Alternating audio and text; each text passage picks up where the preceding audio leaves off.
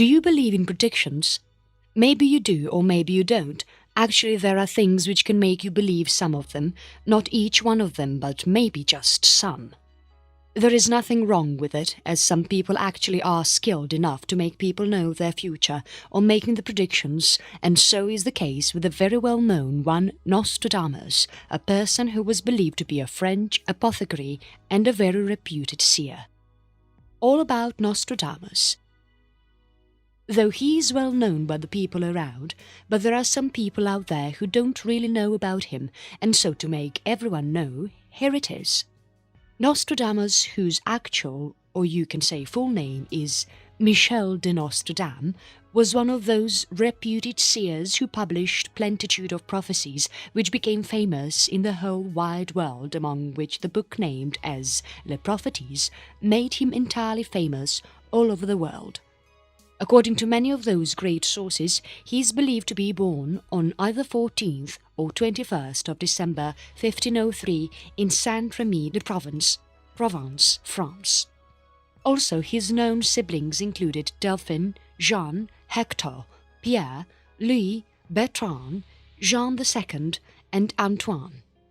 There is not that so much information about his childhood, but according to some reports, there was some tradition according to which he was educated by his maternal grandmother. Walking over the teenage years, he was at that age of 15 when he entered that University of Avignon to aspire his degree of bachelorette, after a year of which he was forced to leave the place as university closed all of the doors due to some outbreak there.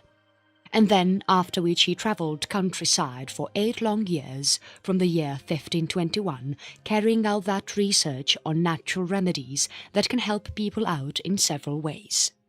In year 1529, after spending some years in apothecary, he went forward to join the University of Montpellier to approach studies in medicine field, where he was banned afterwards due to his history as being apothecary, though later he was called as a doctor by his publishers and correspondents.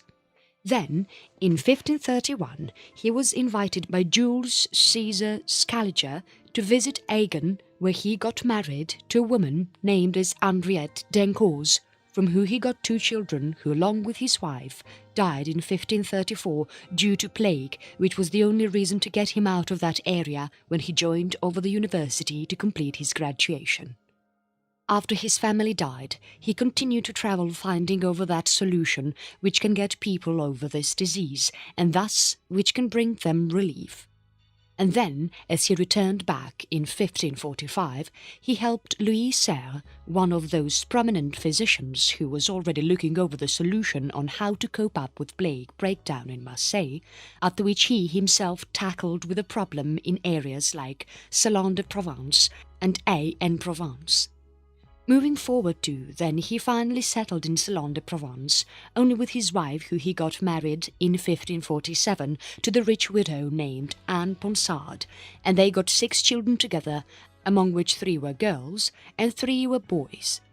Between the years counting 1556 and 1567, he and his wife attained 1/13 of their share in one giant canal project, which was controlled and structured by Adam de Crepon to moisten mostly dehydrated Salon de Provence from the river Durance. After his another visit to Italy, Michel began to focus on other field which was far away from medicines and which took him towards the world of deep mysteries. He also wrote an almanac for the first time in 1550, which brought him some good amount of success, and so he decided to write some more of such books. It is believed that all of those books, a total contained 6,338 number of prophecies and 11 annual calendars, some of which were starting with January the 1st and some from March, as on the basis of believing. His book Almanac also brought him number of clients from worldwide so as to ask him about their horoscopes and also for different physics solutions, though in which he mostly failed as he expected his clients to bring their birth charts rather than making them himself like any other professional astrologer actually do. He actually made an attempt to try this himself on the base of the available tables, but ended up making errors, and thus which made him go unsuccessful in adjusting the statistics for his customers' place or time of birth. After this failure, he started working on the project of writing over a book that he already decided to work on, which also contained those undated prophecies, most of which made him famous nowadays among people. And this book, due to some problems, was published in 3 installments, among which the third one was not that famous and thus failed to make any place out there. Some people, while the book titled as Les Prophéties published, got that mixed reaction which made people think that Nostradamus was an employer of evil, a fake, or some insane. There were also some of the great admirers of him, among which one was the wife of King Henry II, named as Catherine de Medicis, who after reading his first book, i.e. Almanacs for 1555, which generally provided a hint on some unidentified dangers to the royal family, invited Nostradamus to Paris so as to get hold of the thing explained and also to get the horoscopes for her children drawn. Though this was the time when Nostradamus feared that he would be killed, but to his surprise he was conducted as a counsellor and physician in ordinary to Queen's son, i.e. the young King Charles IX of France, and that too by the date of his death in 1566. There are also some of the reports according to which Nostradamus was scared of being mistreated for any kind of heresy by the investigation team, but this list only included the magic and not prophecy or astrology. After all of this, by 1566, the gout in his body got miserable, and which made it impossible for him to survive any more seeing, which he summoned his lawyer to draw up a will, which contained that all of his property and crowns counting to 3,444 goes to his wife. Then, moving forward, on 1st of July, he finally concluded to his secretary named as Jean de Chavigny that he won't be alive next day, and which turned out to be true, as he was not alive any more the very next day. There were many of those predictions made by him. First famous prediction, Great Fire of London. Every one of you must have already heard about this tragedy, which took place in late 1666 and flew many of people's living away along with it. This was also one of those predictions which was made by Nostradamus and hence proved out to be true. This tragedy is considered as one of those major fires which took place in the city of London, brushing through the various parts of this city. The fire lasted for 4 long days, from 2nd to 5th September 1666. Though this fire got maximum of the city inside it covered, consuming 13,200 houses, 87 parish churches and many of the buildings which were under city authority, but somehow did not reach the district of Charles II Palace and other slums in the area. Statistics of death rate is still found to be unknown, but it is believed that there was not so much loss of lives as there were only 6 people who were verified to be as dead. The main reason behind this is said to be that deaths of poor and middle-class people were not recorded at all, and thus, which made these statistics too much small to count. It is also believed that heat of fire must have consumed the bodies of other people, leaving not any kind of remains behind to be recognized. There was also one piece of pottery which was kept at a display in some museum of London, whose melting rate made archaeologists note that the temperature of this whole fall must have reached to the degree of 1250 Celsius. This great fire is believed to be started at bakery of Thomas Fariner on Pudding Lane at some time of midnight at 2nd September 1666 and speeded across whole of the city of London. To fight over this tragedy, the main technique that was applied by people was to create fire breaks which can stop this fire from spreading any further, but the step was delayed due to having not any confirmation from Lord Mayor of London, Sir Thomas Bloodworth. After the order for this step got confirmed at Sunday evening, the wind already converting this fire to firestorm defeated the steps and thus which took fire to those long and really long distances, and then finally on Monday to reached over at the heart of London, which was no way less than a threat to people all over. Also, as all this was happening, there were some rumours signifying that some foreigners are the main reason behind all this, and thus they are the only one which made this happen. These rumours made many of those homeless people go angry, and it made many of those foreigners face that street violence.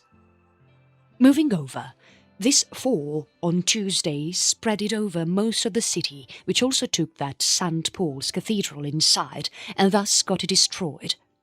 Firefighting efforts were on the stake, and thus which finally brought up the win because of two major factors, among which one was dying down of east winds, and other was gunpowder used at Tower of London that was helpful in creating those fire breaks, and thus it made the fire stop from spreading any further. This disaster proved out to be really bad for London and people living there, as it brought them a huge social and economic loss, but somehow they managed to make up the city as perfect as it was before the tragedy of fire. Looking further over the history of London, it is believed that this city in 1660 was considered as the largest city in Britain, which was having those 500,000 of people living there.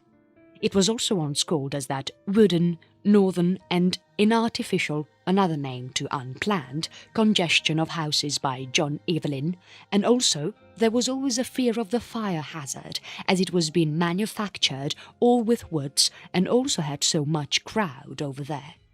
And late after the tragedy in 17th century, the only area left with London was area bounded by City Wall and River Thames, which was much lesser than what London used to be earlier. And also now this place was just a home to some 80,000 people, a strong downfall from previous data. If one looks over such hazards, it is not only about this 1666 fire which brought up damage to this place, but there were many more tragedies which happened there earlier, such as the very first one in 1632, after which the use of woods and other cheap materials was prohibited for years, but they started using it again, which again proved out to be not so good for people living there. The only main stone-built area which could be found in this city was the wealthy centre, where there were the mansions of many of those merchants and brokers, enclosed by an internal ring of that poor people community which was totally overloaded, and whose every other inch of construction space was used to provide accommodations to the continuously growing population. People in there were so much crowded, and all with those sources which can prove as helpful to them in daily life, including sources of heat, pollution and everything which can take the city more nearer to the hazard possibility and also the destruction. Moving over, in 1661, Charles II finally delivered a declaration saying about the forbidding of overhanging windows and jetties, but local government did nothing and disregarded the agreement. After that, Charles's next harsher note in 1665 notified of the threat of fire from the slightness of the streets, but this note was also not that much entertaining to people there, and thus it was also ignored by most of them.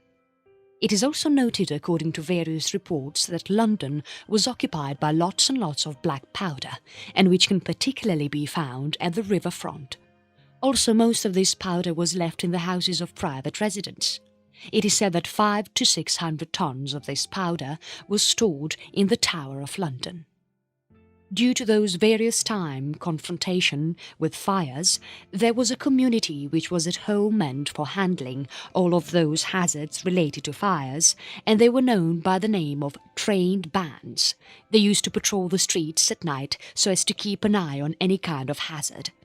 There were many of those equipments which were ordered to people to keep at the terrace so as to deal with any kind of fire hazard, which included long ladders, axes, leather buckets and fire hooks which can be used for taking people out of the danger first and then deal with the fire. Though there were also some of the failures occurred while fighting with these fires, which turned out to be dangerous for people living there, among which one was in 1632, when fire got so much dangerous that it seemed nothing but a death trap to people, as London Bridge, the only way to get out of there, was itself covered with houses, and so the fire emerged all over the place. that most of the crucial thing which made it difficult for people to take any step towards protection was the narrow streets of the city. There are also some people who have their personal experience shared with people around, in which they tell about how it all began and how did they and everyone get to manage all this, among which one is Samuel Pepys and other is John Evelyn. Their diaries can make people know about what must have happened that day, at the moment, and how this all happened. Second famous prediction: Rise of Napoleon. Now, this is that second part of history which may be well known to many people out there, especially the ones connected too much to the history. This rise of Napoleon was also one of those predictions carried out by Nostradamus, which again turned out to be true. For ones who don't know about him, Napoleon Bonaparte, 15th of August 1769 to 5th of May 1821, was one of those military and political leaders who came into fame during that French Revolution, and also he led many of those campaigns at the time of those revolutionary wars, which proved out to be successful to him and his ruling. He is also known by the name of Napoleon I, being an emperor of French from 1804 to 1814, and then again in 1815, and occupied Europe during the same. He has also been a constant winner of many of the wars, which made it possible for him to build that big empire of himself until all of this collapsed down in 1815. Talking over his childhood, Napoleon was born in Corsica in the modest family which made him to join army, and then while the revolution broke out in 1789, he was serving as an artillery officer in Army of France, and as he returned to Corsica, the only thing he wanted was to start some political career, which took him to other greater heights.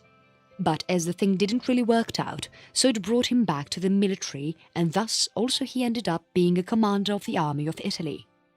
Then, at the age of 26, he initiated his first ever military campaign, which was against Austrians and also their Italian followers, which brought him nothing but victory, and thus it made him confirmed as a hero of nation.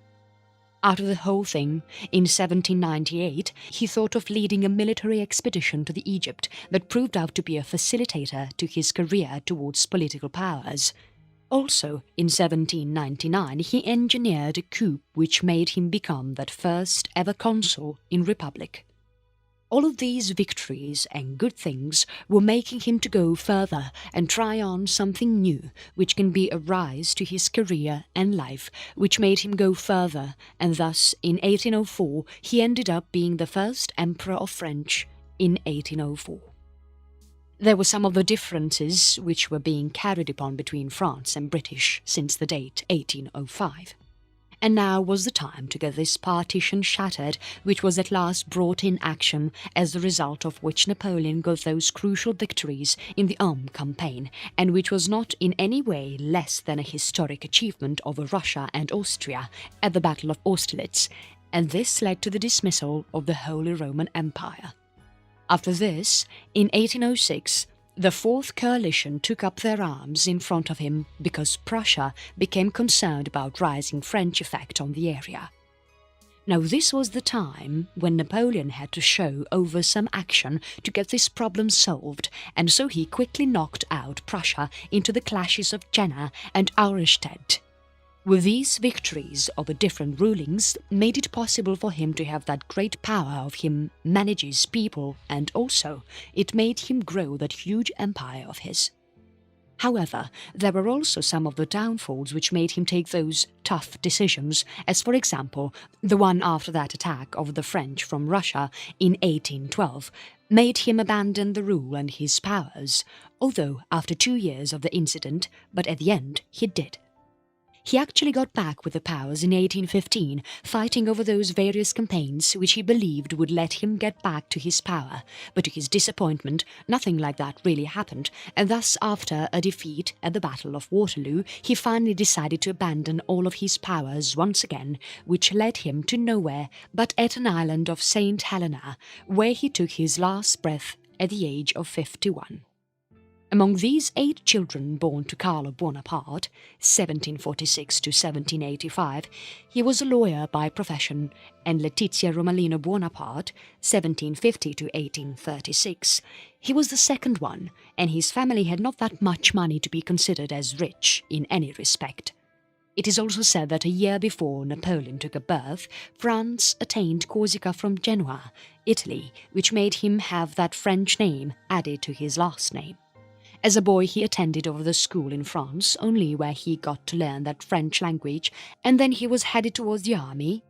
During those initial ages of the revolution, Napoleon was mostly on vacation from the military and home in Corsica, which allowed him to get associated with Jacobins, which included Augustin Robespierre, who was the brother of revolutionary leader Maximilien Robespierre, and also the main reason behind the Reign of Terror. Napoleon was also once house arrested for his links to the brothers soon after Robespierre chopped out from power. Looking towards his personal life about marriage and children, he got married to Josephine de Beauharnais, who was a stylish widow having 2 teenage children and 6 years older from Napoleon. In 1809, when there were no children, he decided to end the marriage so that he can look up for the new one, and the search finally ended over Maria Louise, who was a daughter of the Emperor of Austria. He married her in 1810, and which brought him a baby boy named as Napoleon Francois Joseph Charles Bonaparte, who later was known by the name of Napoleon II and also the King of Rome. In addition to this son from Marie, Napoleon also had many number of illegal children. Third famous prediction: Adolf Hitler. Every one of you must be very aware of this name, as obviously one can get to hear this name every now and then in many of those Hollywood movies, or it can also be heard where there is some wrong happening going on. Before moving any step forward, do note that this is also one of those famous predictions which were brought out by Nostradamus that proved out to be true at the end. Now, moving forward to his biography, Adolf Hitler was a German politician who is well known for his leadership with Nazi Party, also known as National Socialist German Workers' Party. He has also been a president of Germany for the time period of 1933 to 1945. Where he served as a dictator for many time as he was in ruling. Also, some of his policies and acts gave rise to World War II and also the execution of genocides against the Jewish community, which also later on got famous by the name of Holocaust. His defeat in Horizon made him to commit suicide with his wife, Eva Braun, on April 30th, 1945. Talking about his early stages of life and journey, he was born on April 20th, 1889 in Braunau am Inn in Austria. There were 6 children to his parents, named as Alois Hitler and Clara Polzel, among whom he was the 4th one. As a child, he usually had to have clashes with his father, who was actually pretty much emotionally harsh, and this was mainly due to the reason of his having interest in arts for pursuing as a career. And then finally, he got completely disconnected from his family after the death of his younger brother, Edmund, in 1900. Along with all this, he rejected the authority of Austria-Hungary and instead of that showed interest towards German nationalism, which also in future turned out to be that motivating force in his life. Then, in 1903, his father Alois died suddenly after 2 years, of which Adolf's mother allowed him to get dropped out of school, and then when his mother died in 1907, he moved on to Vienna, and there he started working as a watercolour painter and a casual labourer. He also applied for getting admitted in Fine Arts Academy for 2 times, but rejected both of the times. And as he has no money with him to live in orphans or any kind of shelters, he had to take those homeless shelters, correct definition, to tough life. He later on also talked about these years and pointed them as that first experience which made him get face to face with discrimination thing. Moving forward, in 1913, he finally decided over to move to Munich, and then at the occurrence of World War I, he applied to become part of German army and serve with the best, and he was finally allowed in 1914, that too being an Austrian citizen. Though Hitler consumed most of his time away from those main front lines, he was available at a number of important battles and was injured at some of those. He was also adorned for bravery, which brought him the Iron Cross First Class and the Black Wound Badge. After experiencing that collapse in all of the efforts made in war, his patriotism for Germany got more passionate, though he was shocked with the surrender of Germany in 1918. And therefore, like any other German nationalist, he was also the one who believed that civilian leaders and Marxists deceived the German army. Now, as you look up for his leadership histories, after all that thing of World War I, as he returned to Munich, continued to work for military as an intelligence officer. As he was monitoring all of the activities of German Workers' Party, which were also known by the name of DAP, he embraced many of those nationalists which were under that anti-Semitic thing, and also he got to know the anti-Marxist ideas of the founder, which was named as Anton Drexler. After that, he also joined over this group of DAP in September 1919, following which the name of the group was changed to NSDAP, also known as National Sozialistische Deutsche Arbeiterparty, and which is also abbreviated for the word Nazi. The banner for this group, or partway, personally designed and maintained by Hitler, i.e. the one with swastika symbol placed in a white circle and having red background all over. Soon after some time, he started gaining fame for his speeches against Treaty of Versailles, opposing politicians, Marxists and Jews, which were all filled with criticism and malice. Then, in 1921, he finally replaced the chairman of party who was previously aligned to Drexler. His speeches finally attracted other people, and thus people started following him, among whom the early followers were including Army Captain Ernst Röhm, the head of the Nazi paramilitary organization, which played that great role for meetings and political opponents. Hitler was also being arrested, in which he served for 9 months, and during which he dictated to his deputy Rudolf Hess about that first volume of Mein Kampf, also known as My Struggle. Finding over what have gave him a great rise in politics, it was nothing but the big rate of unemployment in Germany which gave him an opportunity in political affairs. And then, in 1932, as he fought over for presidency against Paul von Hindenburg, Hitler scored second position in both of the voting, as out of all he got 36% vote from the public at final rate, which brought him as the strong face for election community. This thing brought him so much profit as Hindenburg appointed him as a chancellor to promote the political balance, and which brought him much more close to where he wanted to reach, after, at the end, this position appointed to Hitler was being used by him as a chancellor to form a de facto legal dictatorship. And then, after some time as he continued to grow, there came a time when he finally got that complete control over the legislative and executive branches of government, which made him and his party to embark on those remaining opposition parties. But at the end of June, all other parties got banned, and the only one which was ready to rile over is Hitler's Nazi Party. In August 1934, when Hindenburg finally took his last breath, the cabinet decided to combine all of the powers with the chancellor, and thus which made Hitler a head of state, as well as the government, and also he was the only formally named leader and chancellor by that time. Also, this gave him a power to become a supreme leader of army. And now, as you look towards his death and legacy, Hitler, in early 1945, got to realize that Germany was going to lose the war. On 29th of April 1945, in midnight, he got married to his girlfriend named as Eva Braun, in some kind of small ceremony, and he was already being informed about the losing, so he, being afraid of getting into the hands of enemy, committed suicide on April 30th, 1945, and that too with his wife, Braun. Both of their bodies were taken out to some bombed-out area which was outside of Reich Chancellery, where they were finally burned. And then, after all of this happened, Germany finally surrendered to the Allies on May 7th, 1945.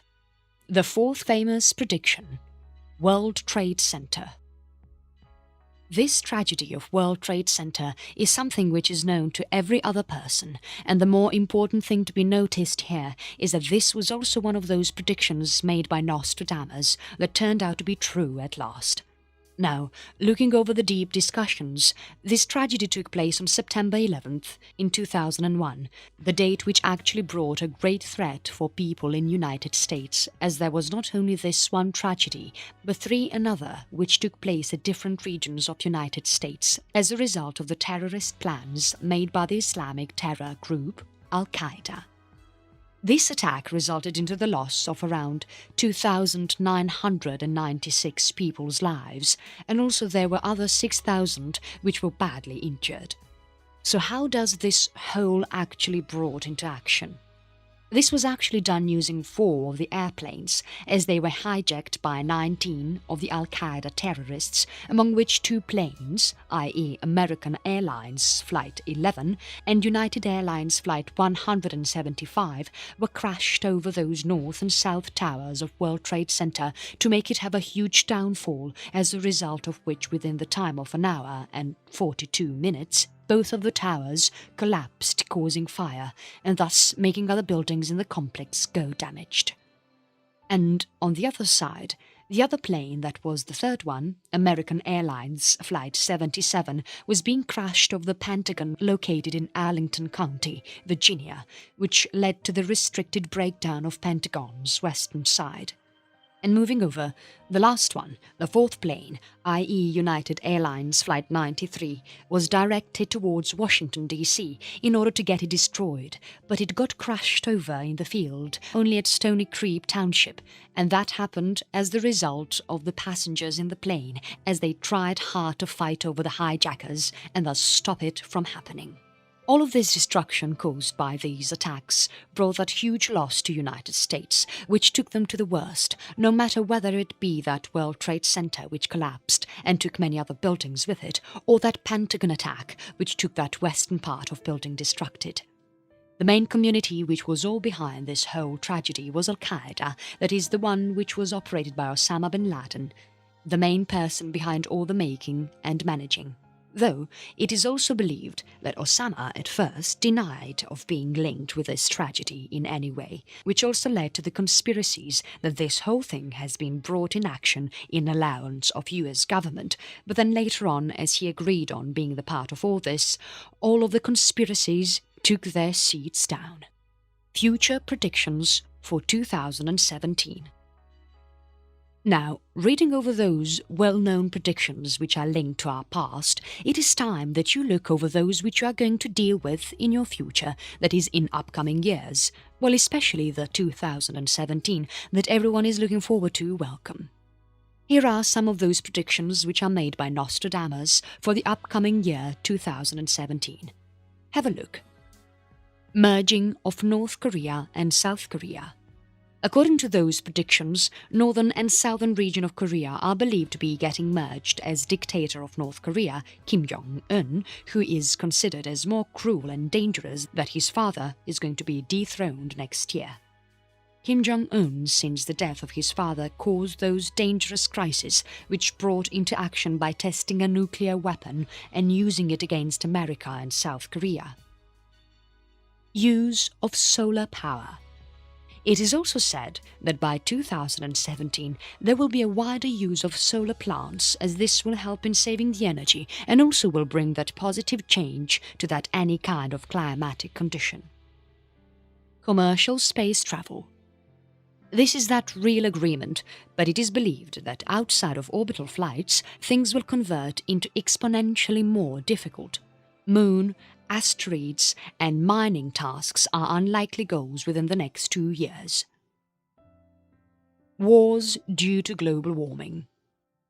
According to Nostradamus, there is some possibility of that huge problem, which can also be said as hot wars, due to deprivation of various useful resources and also global warming. Now, as far as the warfare goes, there is a huge possibility of terrorist or bio-attacks by people. Disappearing of cloud computing.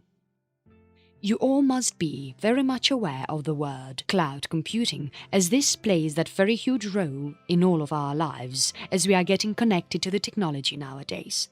Now, according to Nostradamus, it is believed that the word cloud will disappear from this term, and the only thing that would be left alone will be computing. That is because most of the computers will basically be supposed to be done in cloud itself. Financial hardship in Italy. In future, Italy would be considered as that epicenter of financial crisis, and that is all because of those loans and unemployment that Italy would be facing in future. This will also make people interest getting shifted from Greece and Spain to Italy. Banking system in there will be totally in trouble, and which will just be the tip of the huge problem that they are going to face in future. This whole thing will look up for sacrifices, and that too not just from Italians, but also those EU members. Along with these, there are many of the predictions which are made and not being mentioned here, as about 2015 it was being predicted that Obama will be the last president for US, though there is nothing we can say to comment over this thing. Now, at the end, the only thing which is left to say is among all of the predictions mentioned above, you know that most of them actually proved out to be the fact, especially the ones that are being mentioned separately, and many of those are made for future too, which only makes us believe that there is no end to these predictions as long as the Earth is revolving. So this will be not at all fair to look up for the conclusion of all these things, as there is a lot that everyone has to look up for on this earth.